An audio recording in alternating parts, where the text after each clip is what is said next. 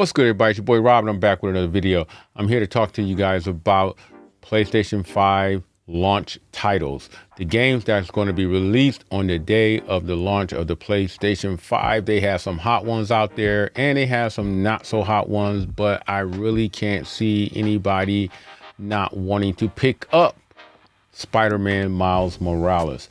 So far, that's the biggest game. That's the game that's got the biggest buzz around it. And in my opinion, I think it's going to be a hot seller. But if you never played a Spider-Man game before, I think that one is going to be pretty a must-have.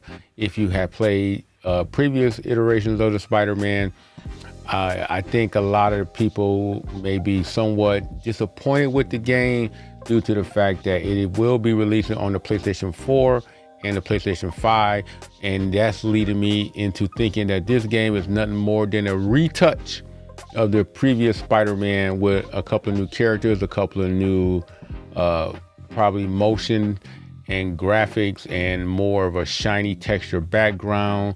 And again, I think the playing mechanics will be pretty similar to the last Spider-Man, and that within itself could make the game somewhat of a boring game after maybe a few days of play. But that's just my opinion. But those who've never played the game, I'm quite sure they're going to really love this game. Now, PlayStation has some great games on launch, and I have a website that I'm referencing for this video, Wired.com. They had a story about the titles that they announced so far. It was referenced for 2 days ago as of the making of this video. So it was dated somewhere around September 25th.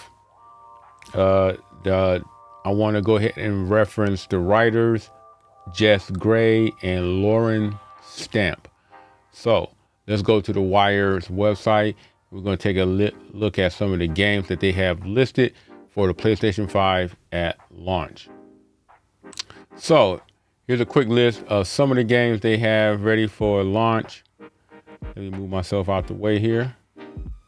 All right, we got Astro's Playroom, Demon's Souls, which is a classic, Destruction All-Stars, Devil May Cry 5 will probably be a real hype one. It has a very strong fan base, and I think on launch that game will probably be one of the best sellers. Fortnite, you don't necessarily need to pick up that game. That's more of a download. Sackboy, and again, the Spider-Man's Miles Morales. Now, the Hogwarts Legacy game, for those Harry Potter fans out there, I think they're going to pick this one up. This game is more or less a niche game, so I really can't see it being a game where if you're not familiar with the Harry Potter story, and I really don't see too many people who not, but you have to be really heavily into the stories to probably want to pick this game up. I really can't see anybody who's a general gamer wanting to pick this one up on day one. Final Fantasy has a long history. This game has a very strong RPG following, and I can see this game being a pretty steady seller. I don't see it being, off the shelves. I pretty much see this game as you can pretty much walk into any place and pick this game up without any problems.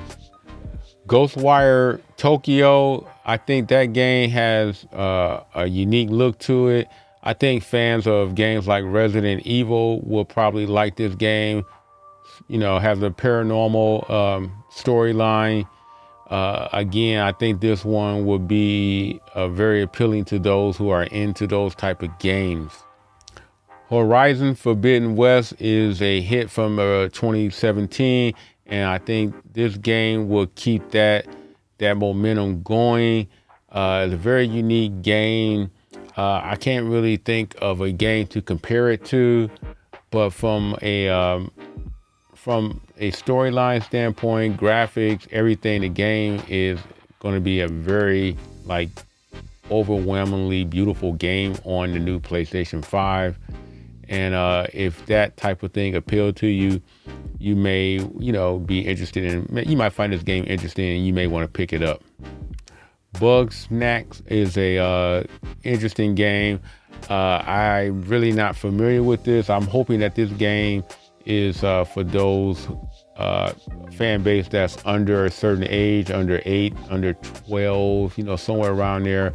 Sony in general don't do very well with young people games, small kid games, and they need something like this to pretty much add to their library of games.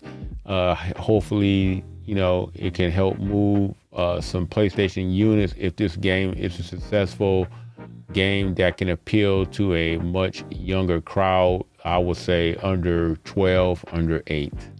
Resident Evil Village. Now, for those who've played previous Resident Evil game, I'm quite sure this is a must-have for that fan base. I don't think this game will probably be a hard to pick up game as far as from a sales standpoint. I don't think you'll have to worry that you had to rush out and get this game. I think you can pretty much pick this game up at your leisure, but they do have a very strong fan base, and this will be probably one of the most successful games for the PlayStation 5. This game, Deathloop, is a game that I'm really looking forward to. It has an Assassin's Creed type of feel to it. It's a little, from a graphical standpoint, a little different. It doesn't have the look of Assassin's Creed, but it does have a lot of the same gameplay. And that to me makes it a very interesting game. I'm kind of looking forward to this one. This game probably won't be released until late June 2021. I wish this was a first day release, but this is a game that's going to be on my radar, and I'm kind of looking forward to that. So with that being said, this is a couple of more games that we're expecting that may not arrive until 2021. You got God of War Ragnarok. The God of War games are big monster hits. This is I don't see this being any different. The Project Athia game, there's not a lot known about this game, but hopefully as time goes on, I think that might be a big seller. You got Stray, which is a unique game. Gran Turismo 7, which has the drivers out there, the driver fan base will be picking this game up. The completely redo of Ratchet and Clank Ripped Apart, I think that game will be a hit. So that's a game to keep on your radar. Hitman 3 is always a good one. And don't forget NBA 2K21.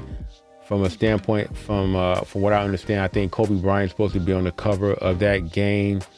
And from a standpoint of memorabilia and just the love for Kobe Bryant, the physical copies of that game will be it's going to be off the charts. I really think it'll be hard to find a physical copy of that game, and that game alone may make me buy the PlayStation 5 that has the Blu-ray player attached to it, because I will be interested in keeping that just from a memorabilia standpoint, having a physical copy of that game. You got Demon's Souls, like I said, which I expect to be pretty big, and Grand Theft Auto, always a big hit for the PlayStation.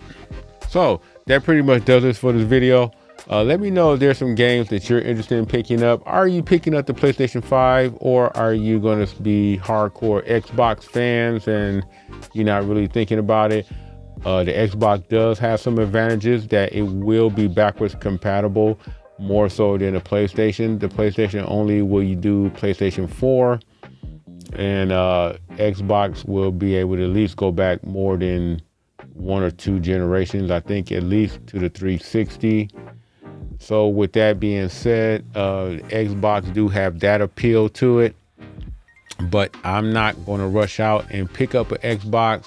Again, I do have the Xbox Ultimate Game Pass, which allows me to play current and new Xbox games on a PC. So it makes my choice a lot easier. if I'm going to pick up a console game, I'm going to pick up the PlayStation 5. So again, that pretty much does it for the video. Please leave your comments down below. If you have any questions, also leave that down below. And other than that, I'll catch everybody in the next one. I'm out.